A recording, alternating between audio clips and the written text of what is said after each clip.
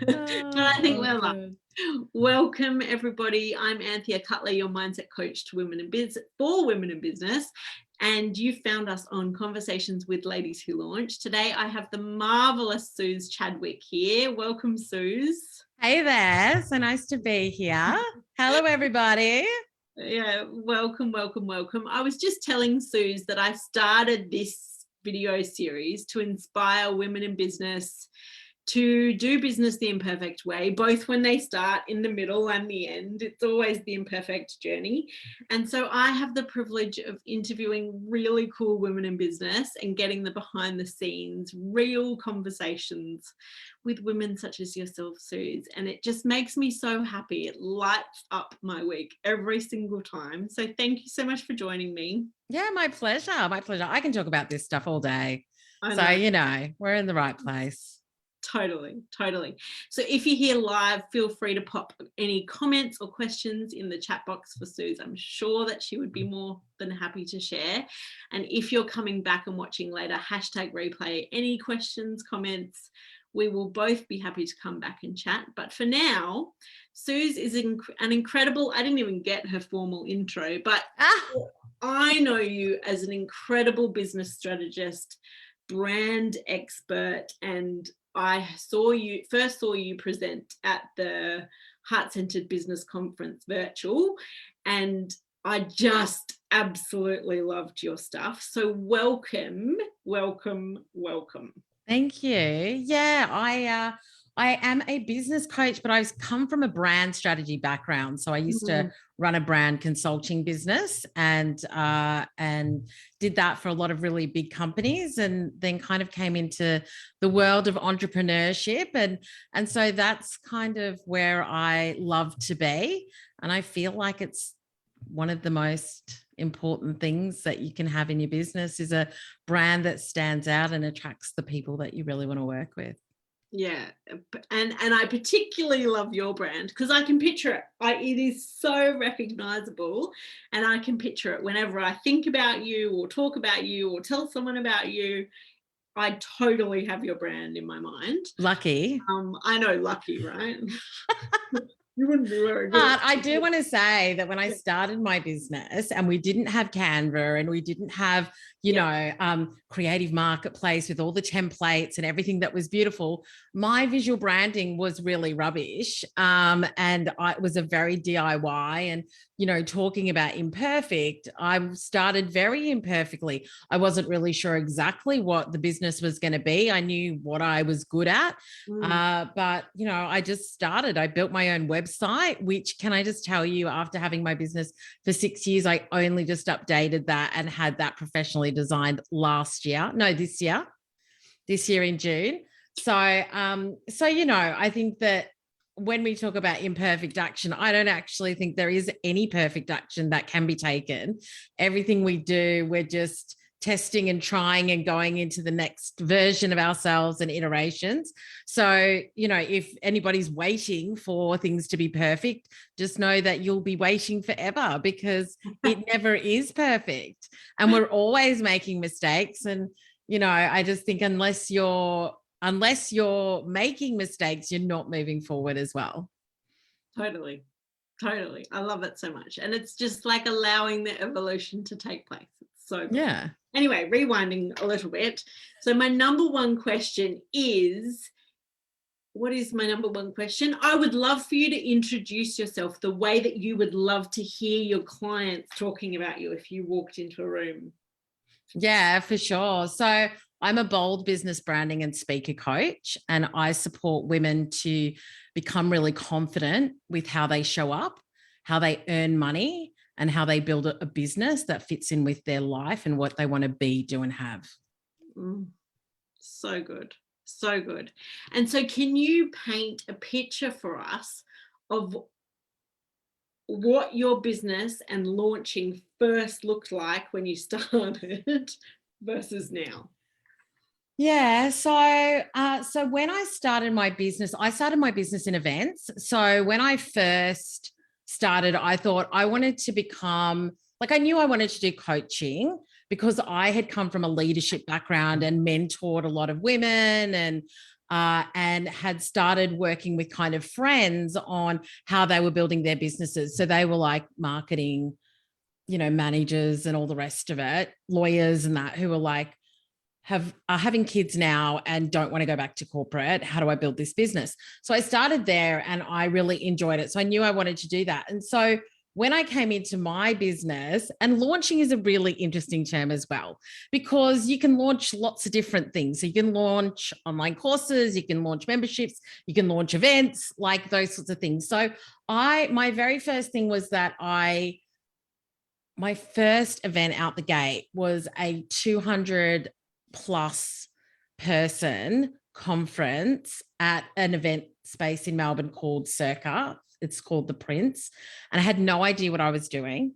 I just figured it out as I went. And I thought, if I could have anybody, who would I have? And I thought Lisa Messenger. So I Googled her email address and I found it. And I always say I was not cool at all. I wasn't like, dear Lisa, I'm having this event. I was like, oh my God, you're amazing. Like, I would love to have you at my event. This is what we're going to do. Like, that was like that to you when I invited you.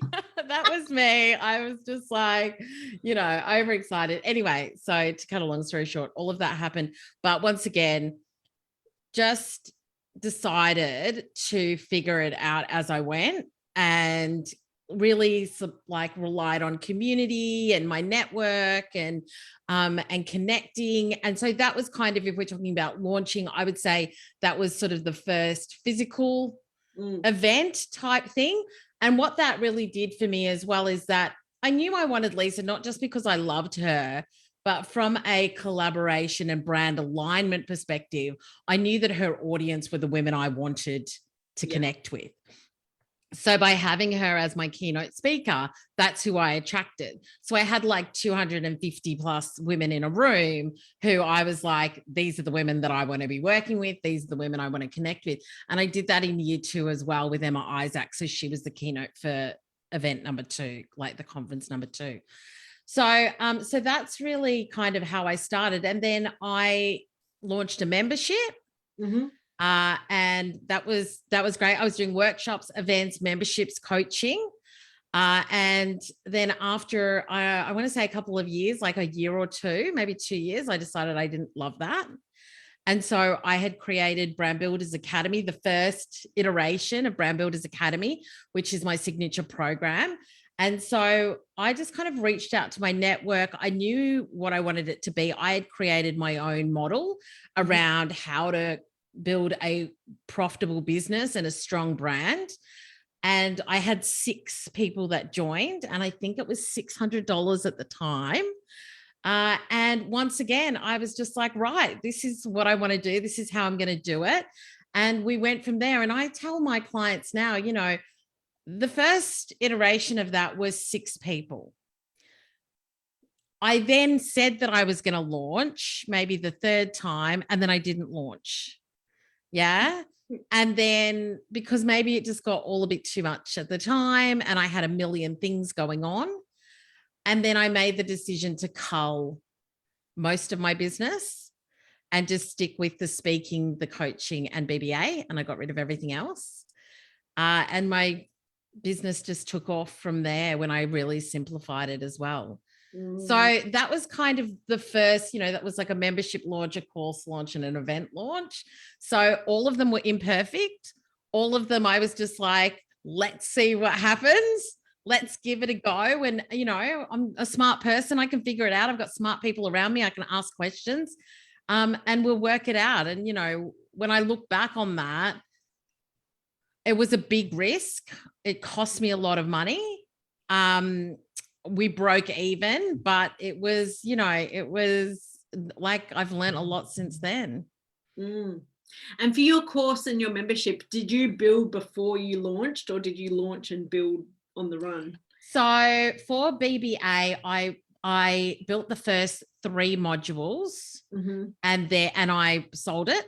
Yep. I knew, like, I had mapped it all out. I knew what it was going to be. But I recorded the first 3 modules and then I sold it. And then when we were in it, I was still building it. Yeah. And then with the membership, it was like a monthly thing. And so I was like building it as I was going as well, because we'd have like guests that came in and that sort of thing. But for me personally, the membership model wasn't really where I enjoyed being. Mm-hmm.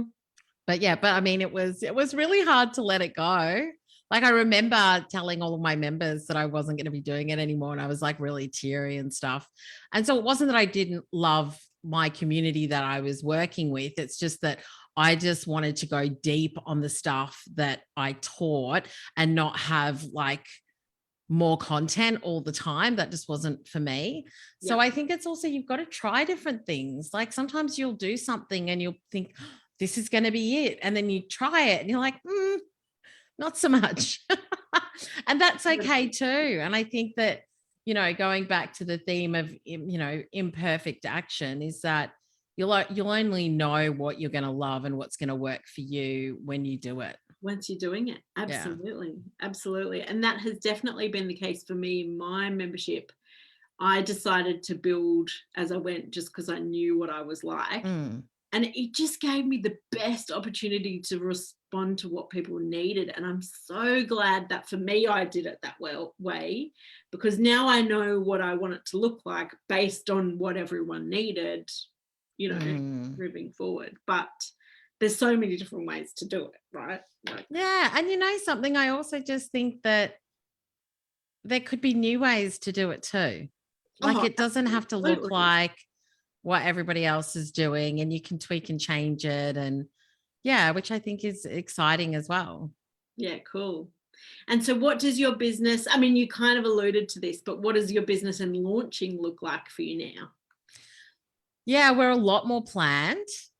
We're a lot more organized than we used to be. So even now, like I'm going into a launch, a live launch in February. So, you know, I'm going to be wrapping up this year on the 22nd of December, coming back, and then we're pretty much a couple of weeks out from launching. So, you know, even now, all of my emails, like I'm finalizing those so that we can set up those automations. So that's something we don't need to be thinking about and doing.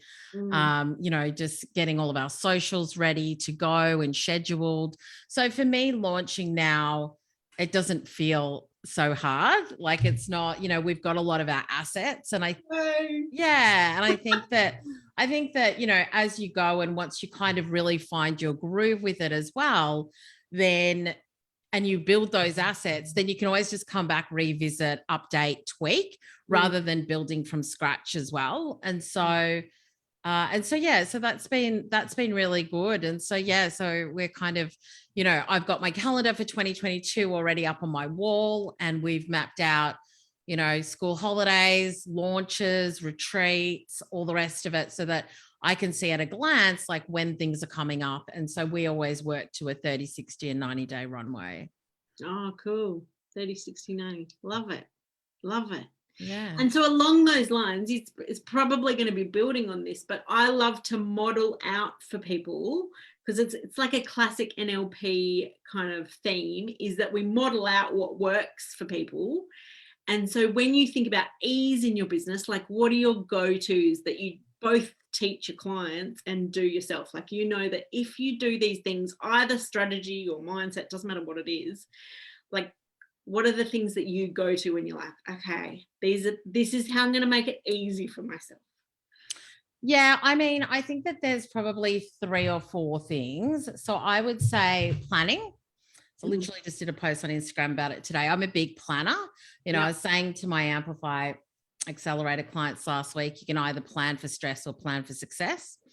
And so I think that, you know, for me, knowing when things are coming well in advance, like that 90 days, really helps me to feel chilled about it. And I've been in the opposite place of like writing emails as they're going out in a launch. Like I've done that before as well. And I'm like, I don't like that. That's not fun.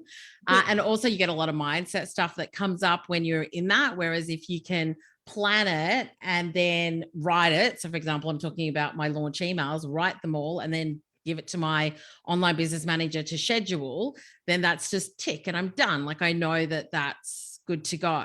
So planning is probably the first thing. The second thing is that goes with the planning is locking and blocking it. So for me, it's really looking at, okay, if I've got these 5 tasks to do based on the plan and what we're doing, then on Thursday all day, I'm just going to block that for emails. And on that day, I need to get that done. So that's a task, that has to be done. And then on this date, I need to do X. And so instead of just having a to-do list and kind of working through it, I just go, that task will get done at that time and it's locked in my diary and I do it. And so that really helps me to get through things with ease as well.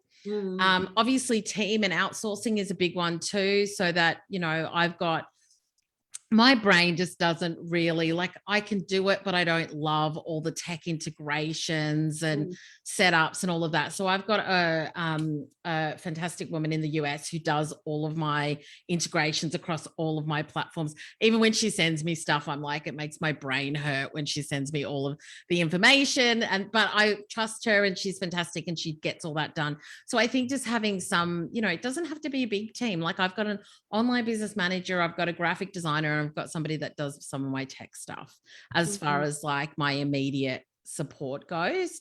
And then I think with mindset as well, I think that one of the things that I've really learned is to be really self-aware. So just being really self-aware of like, what am I thinking? What's stopping me from maybe taking this action? Like, I can usually feel when I'm in resistance to something. And so why am I in resistance to that? What can I do to shift it?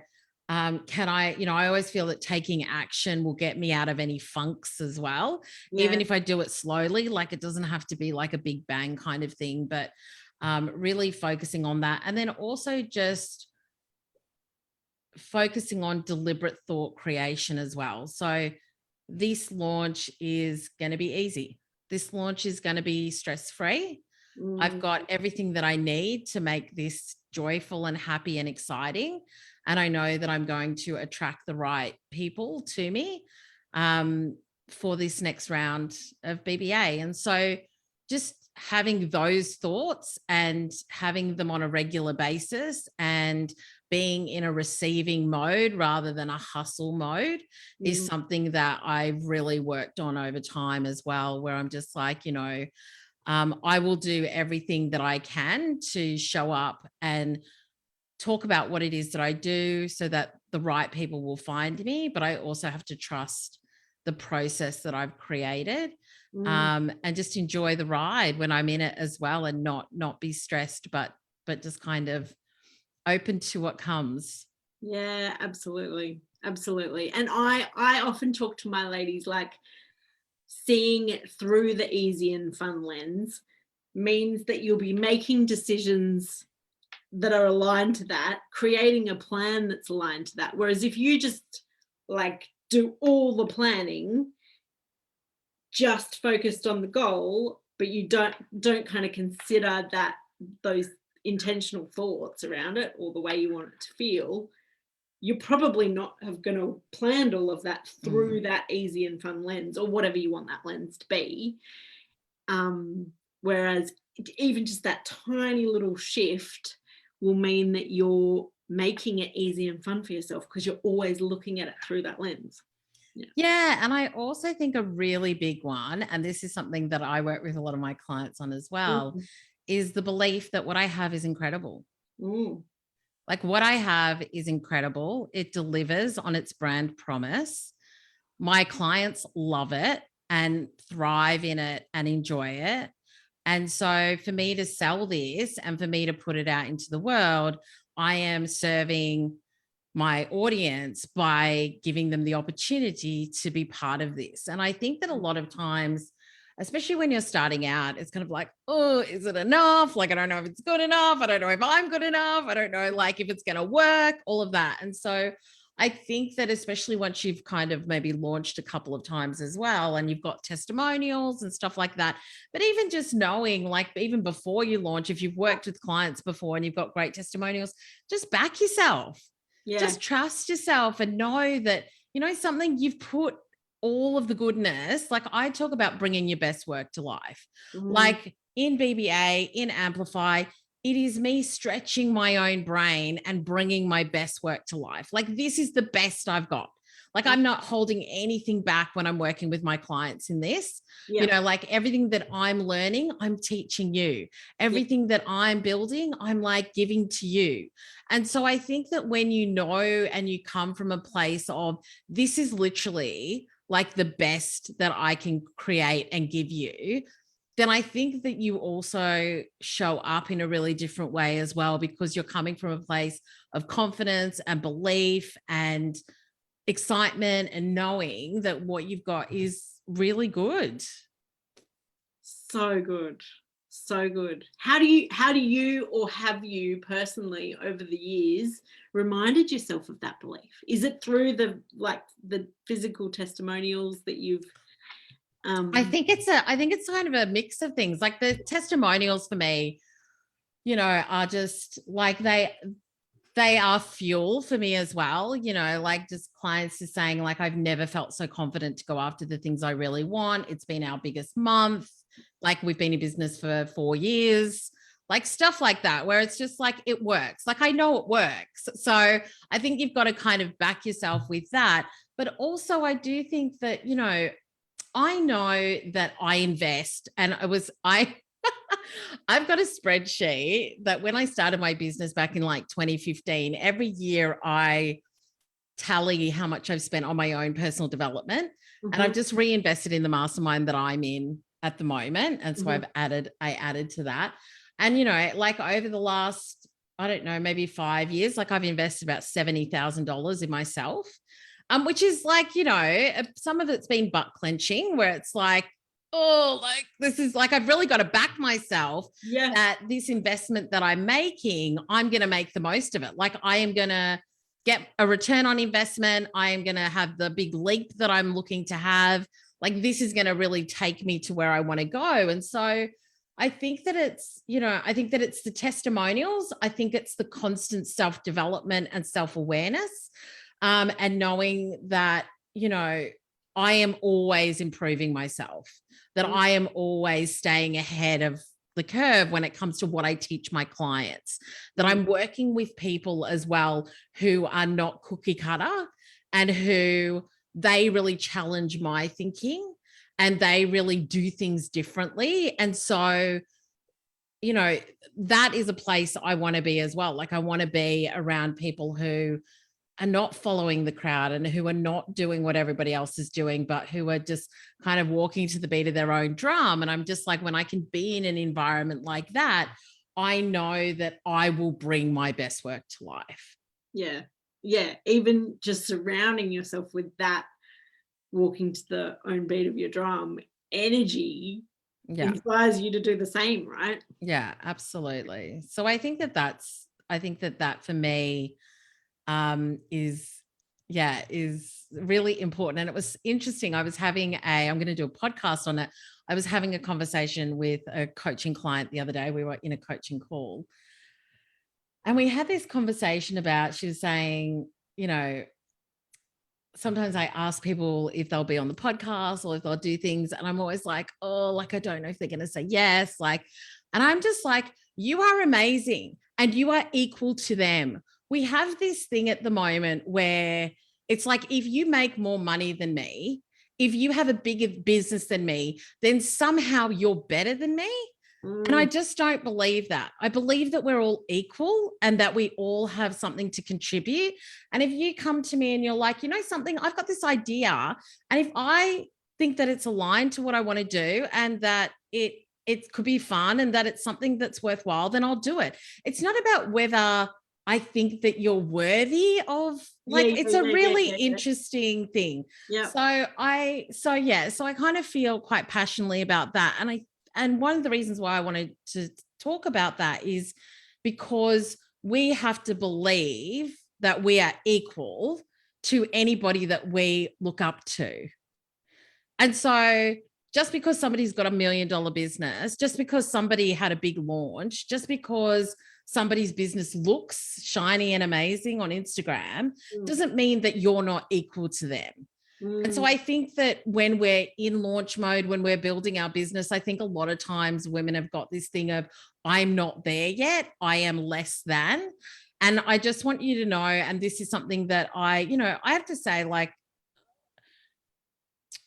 it's something that you should work on if it's something that you think, because having the belief that you are worthy and able to be in any room will change the way that you show up and talk about what you do as well.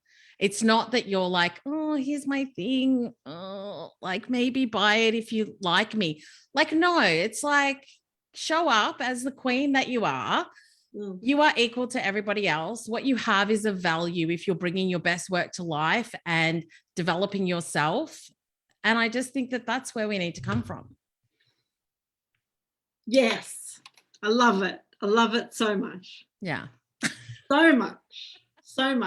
And I can even feel the shift in me since starting this series over a year ago to now. I'll get to it at the end, but I ask everyone who I have on here, who do you want me to interview? And I'm like, bring it on. Give me the names and I'll contact anyone. I don't care. And I just have no attachment as to who says yes. Like, obviously I'm thrilled every time someone says yes, but it's just like, whatever. I'll interview them in 2 years when they come back to me, babes, if they're not ready yet. Yeah. And I think the other thing is, like, I just always think people have got a lot going on. And so a no may not be a no. Like, it might be a no for now. And it's also like, it may not be aligned to what they're doing and what they want. It's actually got nothing to do with you. And I think that that's another really good detached thought that we need to have as well. Like, when I ask you and you say no, it's not that I'm not worthy or good enough. It's that your calendar doesn't allow for it, or it's just not aligned to what you're focusing on at the moment. Or I'm in the business of, like, when you referred back to, I simplified my whole business and focused on this thing. Like, they could be in that particular process. Like, 100%. I'm not going to talk to everybody. I'm going to talk to people like this or whatever. And I just love that you say that, because I often hear women in business talking about, like, email unsubscribes, and there's a lot of rhetoric out there about, like, it's okay for people not to like you. And I'm like, it is okay for people not to like you, but there's a whole series of things that could happen in between that. Like, they're literally just clearing out their inbox because they've subscribed to way too much stuff. They might not even know they're unsubscribing from you. Like, there's a whole bunch of theories or stories or whatever in between options as to why they're unsubscribing from your list. And it could literally be like, they've watched someone and they're decluttering their inbox. It's not your message or you or anything to do with that. Yeah. And I mean, at the end of the day, it's good for you, because then you're not paying for somebody who's not interested to be on your email list anyway. Totally. No, I love it so much. Okay, what about the challenging times? So what have some of the challenging times look like for you, and how have you been able to get through? Yeah, I mean, I feel like there's always challenging times. I feel like there's, like when I said I was going to launch and then I didn't launch, like there was just too much going on. So there was overwhelm. I wasn't planning enough, and I just think that there's always going to be challenges. Like, in every launch, there's probably something that happens. Like, I think the last launch I had, my tech went down, like a whole lot of stuff happened. There was like 3 things that happened in a row. And so, so my webinar platform, just didn't work. So we had to quickly move to Zoom. And then my emails didn't get sent out. And I think you've got to keep a sense of humor. Yeah. You've got to keep a sense of humor. You've got to have, contingency plans. So, for example, we already know that if our webinar platform went down, we would just send an email out, because everybody's tagged that's joined a launch webinar, and we're just going to be like, webinar platform went down, here's the Zoom link. So I think that you've just got to be like, what happens if this goes wrong? What happens if that goes wrong? And so I think that you've just got to kind of come at it from that perspective as well and have that contingency plan. But also I do think, for me, having the right people supporting me makes my life a lot easier as well, who can do things that I can't do or do it better than me or things like that. So I think that's also been really helpful when it's been challenging, because I'm like, oh, can you do this? And they're like, sorted. Don't worry about it, Suzz. Like, I'll work it all out. So I think for me, that's been a big one as well, is the support that you have, the contingency plans, and just expecting that things will go wrong. And if they don't, then you're really lucky. Yeah, absolutely. Absolutely. And I always talk about building flexibility into the plan. And it's very similar, because if there's flexibility in the plan, then the plan hasn't really gone wrong, right? You just keep going. Just work it out, figure it out as you go. Yeah. But yeah. Oh, so good. So good. And so what do you think overall, now that you are where you're at in your business, what are your non-negotiable supports? For me, and once again, I keep it really simple. So I have a Facebook ads manager most of the time now, which is something that I want to say I've had that for maybe 2 years now. And so maybe a year and a half. No, probably 2 years.